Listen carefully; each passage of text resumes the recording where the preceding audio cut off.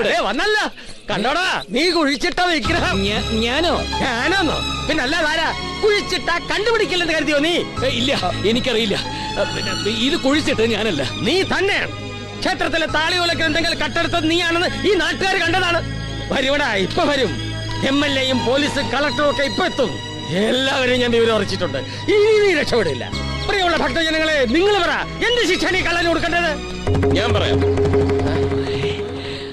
ഭഗവാന്റെ വിഗ്രഹം കട്ടെടുത്തതിനുള്ള ശിക്ഷ ഞാൻ വിധിക്കാം. മാധവ? അതെ, മാധവൻ തന്നെ. ഏത് മാധവൻ? ഇവൻ ആര്? പറയാം. നീ എന്ത് കരുതി? നിന്നെ രക്ഷിക്കാനാണ് ഞാൻ വന്നതെന്നോ? എന്റെ മുതുമുത്തച്ഛന്റെ കാലം തൊട്ടേ ഞങ്ങളുടെ തറവാടിന്റെ വേരോടിയ മണ്ണാണ് ഈ കൃഷ്ണൻ. ഏത് മുത്തച്ഛൻ? മുകുന്ദൻ മുത്തച്ഛൻ. ഏത് തറവാട്? വൈകുണ്ഠപുരം തറവാട്. അതെവിടെയാ?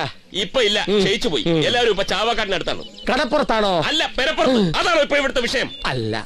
എടാ, പടക്കുറുപ്പന്മാരുടെ തറവാടാ ഞങ്ങൾ. വാളും പരിചയം വെച്ച് പൂജിച്ച വിഗ്രഹമാണത്. അതാണ് നീ കട്ടെടുത്തത്.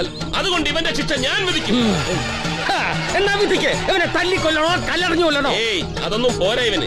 മുത്തച്ഛന്മാരുടെ കാലത്ത് പടക്കുറുപ്പന്മാരുടെ ഒരു 3-ാം മുറ പ്രയോഗമുണ്ട്. മുണ്ടുവെക്ക്.